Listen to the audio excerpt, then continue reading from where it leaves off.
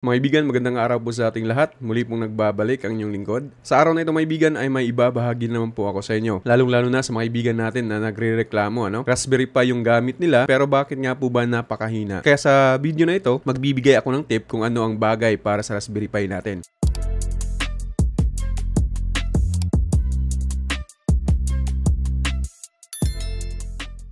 Siyempre mga kaibigan, bago ang lahat, gusto ko lamang pong batiin ang lahat natin na mga kaibigan dyan na nagpa-member po sa atin pong pa-shoutout.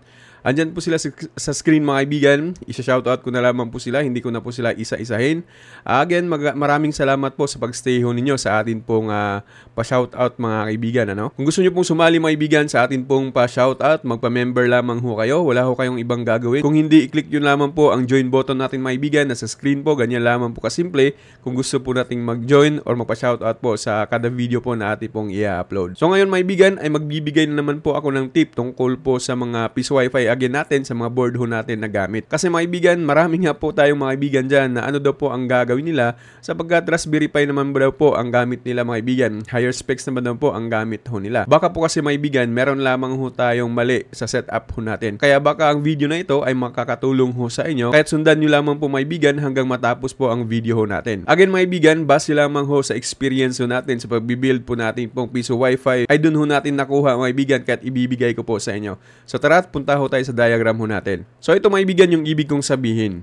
Para hindi magiging useless yung atin pong mga higher specs na board gaya po ng Raspberry Pi or yung mga gigabit na mga board mga kaibigan. Orange Pi 5, yun pong nalalaman natin na mga gigabit para hindi ho masayang mga kaibigan. Kailangan alam ho natin yun pong mga parts naman na nakakonect doon sa board ho natin. Halimbawa, ang Raspberry Pi ay gigabit po ang RJ45 ports nito mga kaibigan. So ngayon, ang ginawa natin is etong USB LAN, yun yung ginamit natin na bridge para sa internet natin sa atin pong antena. Now, napakarami pong mga fake mga kaibigan na USB LAN na kung saan ay nakalagay po dyan gigabit pero hindi naman po sila gigabit.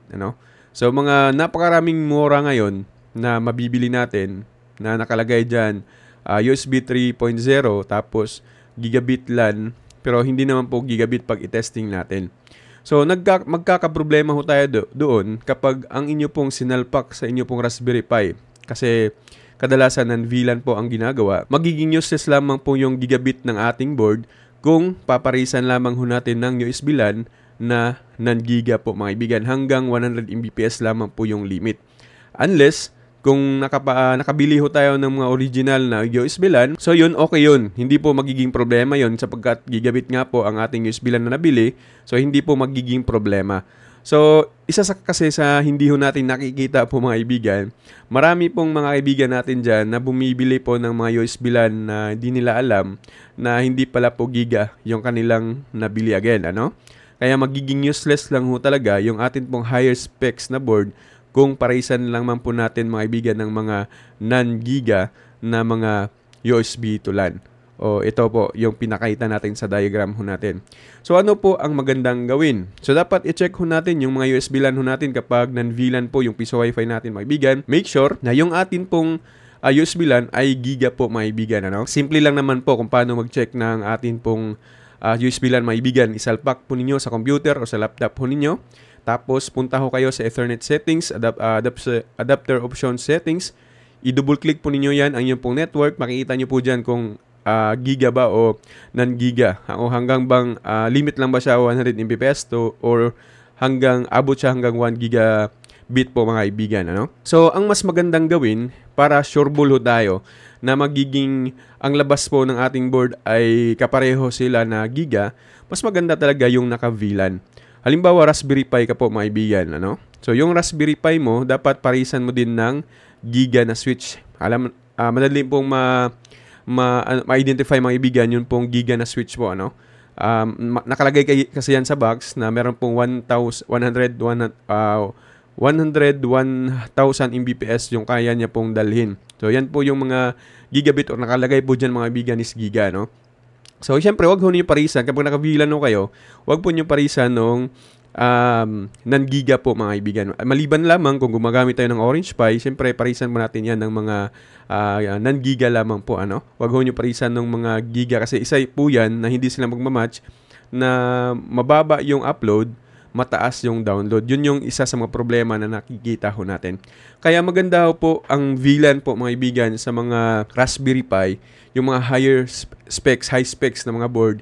Paresan ho ninyo ng mga ganitong setup mga kaibigan, non-VLAN. Kasi sa non-VLAN, magkakalagay ho tayo dyan ng maganda sa mga APs or marami pong antena natin pong idadagdag. So ngayon, balik tayo mga kaibigan dito po sa non-giga. Halimbawa na lamang po, nakabili ho kayo ng USB LAN na hindi po siya giga. Pinarisan nyo po ng giga na switch kasi akala ninyo giga to. So dun kayo maglalagay ng mga antena. Malaking problema po talaga yon. Kaya maraming mga kaibigan natin dyan na nagsasabi, Sir, Raspberry Pi naman po yung gamit ko. Bakit ganito? Bakit ganyan? Isa kasi to na hindi ho natin nakikita po mga kaibigan. Sana ay makatulong ang video na ito kung ito man po ay nararanasan ho ninyo at magiging okay po yung anyo pong setup. Sana po ay mag-comment ho kayo sa atin pong video sa baba. At nang sa ganun, mabasa ho natin yung pong mga updates. Maibigan, kung talagang nakakatulong po ba talaga yung atin pong video. Kaya nga po maibigan, kapag naka-Raspberry Pi ho ako, yung ginagawa ko talaga ay nagvi-VLAN po talaga ako maibigan. Hindi ko po ginagamit yung mga USB LAN. Okay? Again mga kaibigan magiging useless po yung atin pong board kung parisan lamang po natin ng mga USB LAN na akala natin giga ay hindi naman po pala. So yan po mga tip natin sa araw na ito maibigan. Sana po ang video na ito ay makakatulong ho sa inyo. Again, kung kayo po ay baguhan pa lamang po sa atin pong YouTube channel, huwag ho niyong kaligtaan na mag-subscribe, mag-like ng ating video, mag-share ho ng ating video maibigan, at ang pinaka-importante sa lahat na sinasabi ko po palagi, huwag ho niyong kaligtaan na i-click ang notification bell para magiging aware ho kayo sa lahat po ng atin pong mga video tutorial na bago pong i-upload. Again and again, magandang araw po sa ating lahat and God bless us all.